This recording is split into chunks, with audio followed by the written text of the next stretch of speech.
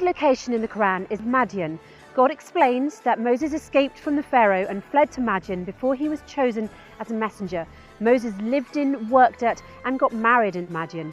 God says in the Quran, and to Madian their brother Shoaib. And it is known that the grave and the mountain of Prophet Shoaib is in Yemen. This establishes that Madian is located in Yemen, not in Saudi or northern Hijaz, as it is thought to be in some history books. Madian also has the Mosque of Prophet Shoaib, which is located in the middle of Oslat al-Manar, on the line connecting Sa'na in the provinces of Ab and Taz in Yemen. The language in which Moses used to communicate with the people of Madian further strengthens the argument that Madian is located in Yemen. The Quran describes how Moses was able to speak at length with the people of Madian without a translator.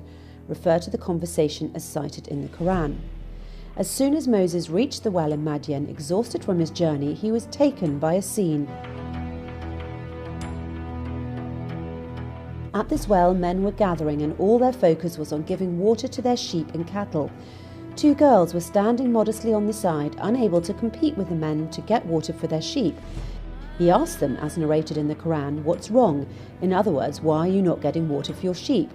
They replied, "We cannot do so until the men leave, as our father is an old man."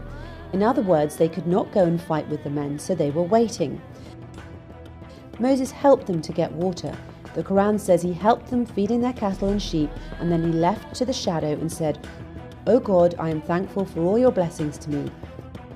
Then one of the two girls came back to him and asked him to meet her father in order to thank him. As narrated in the Quran, one of them came walking modestly and said, "Our father is inviting you in order to reward you for what you've done." Moses went to meet the girl's father, and he told him the story of his escape from Pharaoh. As he came to the old man, he told him the story. So the old man replied, "Do not worry, you were saved from an oppressive people." The old man asked him to marry one of his daughters and to work with him in farming. "I want you to marry one of my daughters," to the end of the verse. This dialogue shows that the people in northern Sudan, or to be precise in the southern part of Misr before the 1899 borders, the place that Moses used to live in under the rule of the Pharaoh, and the people in Madian, the place that Moses escaped to, spoke the same language. The language they spoke is the southern Arabian language that is known to linguists as the Himyarian language. This southern Arabian language was both the language of Yemen and Abyssinia, and is also referred to as the Gears language. If anything, this explains why Moses fled from northern Sudan to Madian or Yemen, a place which shared a common language. It's important to understand here that the Arabian language can be classified into the southern Arabian language and the northern Arabian language.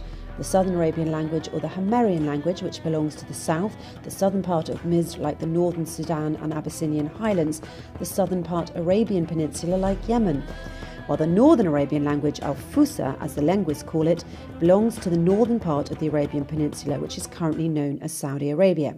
Both languages share similar origins, and people speaking either language could perfectly understand one another. Now we agree that Moses was born and raised at the southern part of Misr and spoke the language of its people, the same language the Pharaoh and Israelites spoke. The Quran says, "And we never sent a messenger except by the tongue of his people, so he can illustrate to them the right, so God can guide whom he wants. He is the most wise." If we dig deeper into the origins of the Israelites in Misr, we ought to read the story of Joseph, the son of the prophet Jacob and the father of the Israelites. We all know that Joseph was thrown in the well by his brothers and was brought into Misr as a slave. It is clearly stated in the Quran that the man who bought him from Misr paid in the dirham, the currency used by the people in this part of Misr.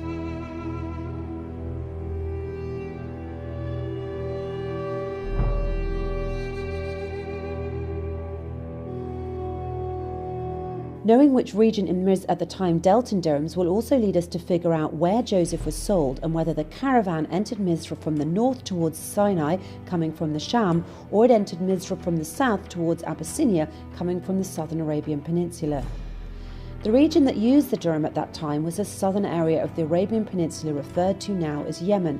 This implies that Joseph entered Misr from the southern Arabian Peninsula coming from Yemen, which shows that Israelites are originally Arab Bedouins from the southern Arabian Peninsula. It is worth noting here that the dirham was also used in Abyssinia all the way up to northern Sudan. A shared common currency strengthened the trade between these places. The Strong commercial ties were also attributed to the use of the same language, which we referred to earlier as the Southern Arabian language or the Hammerian language. Simply put, one language, one currency. Had Joseph been living in Sham and sold in northern Egypt, the buyer would not have paid for him in dirhams, as this was not the currency used in northern Egypt or in Sham. Nevertheless, it is a common misconception that Joseph, his parents and his brothers arrived from Sham to Egypt, indicating that the origins of the Israelites are from Sham. The Quran says on the tongue of Joseph, and he got them from the Bedouin area. It's impossible that the people in Egypt would refer to the people in Sham as Bedouins, because Bedouins were the inhabitants of the Arabian Peninsula at that time. Moreover, immigration of the Bedouins from the southern Arabian Peninsula to the southern part of Misr was a common practice at that time. In fact, a large number of inhabitants of Yemen immigrated to the southern part of Misr, now called North Sudan, through Abyssinia and settled there in the south after the destruction of Mareb Dam. The connection between Yemen in the southern Arabian Peninsula and Abyssinia is strong and goes back to BC. The two places shared strong ties and movements between their inhabitants. Southern Arabs immigrated to the African coasts of Abyssinia and formed their own settlements there. Also, Africans immigrated to the southern Arabian Peninsula and even ruled it several times. This kind of immigration continued until Ptolemies ruled and had control over the Red Sea. Obviously, this two-way immigration led to the unification of languages between the different nations. That's why the Southern Arabian language was the most popular language in both Abyssinia and Yemen. Furthermore, when early Muslims emigrated to Abyssinia, escaping the oppression of Quraysh, they met al-Najashi, the ruler of Abyssinia.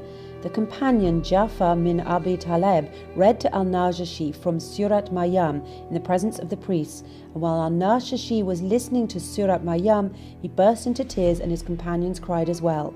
A verse was then revealed, and as they hear what has been revealed to the Prophet, you can see their eyes full of tears from what they knew was the truth. The key question here is, how did al-Najashi and the priests understand the language of the Quran when they were speaking Abyssinian while Ja'far was speaking the Northern Arabian language? This proves to you that the language of Abyssinia at that time was the same language being used in the Southern Arabian Peninsula, Yemen, and that the Northern and Southern Arabian languages share the same origins, and that, as mentioned earlier, the people who speak both languages can understand one another. In summary, southern Misr, now northern Sudan, as known in ancient times, shared the same language with the people of Abyssinia and those of the southern Arabian Peninsula, Yemen. This language is the Southern Arabian language. Also, the dirham is the currency of the Southern Arabian Peninsula, all the way to Abyssinia through the east and north of Sudan. We can now understand that the immigration of Bedouins from the Southern Arabian Peninsula to southern Misr was a common practice at that time and not limited to the Israelites when Joseph welcomed his brothers and parents into Misr. All this proves that Moses spoke the same language of the Pharaoh, and that the escape of Moses from the Pharaoh in northern Sudan to the south in Madian, Yemen, makes perfect sense. To take this one step further, based on the previous premise, mainly that Abyssinia, Yemen and northern Sudan shared the same language, as well as scientific proof that the first Homo sapien was discovered inside this triangle, specifically in Abyssinia, where the first civilization in the world was located, it shows that the first language humans used was this Southern Arabian language. In a nutshell, the Southern Arabian language is the oldest and first language for humans to know, and it is the origin of all other languages. The Southern Arabian language, or the Hammerian language, continued to spread from Yemen and Abyssinia through immigration to eastern and northern Sudan. And the Ge'ez language, or the Old Southern Arabian language, evolved after this into three sub-languages: the Amharic language, Ethiopian, and the Tigrinya, Eritrea, and Tikrit, eastern and northern Sudan.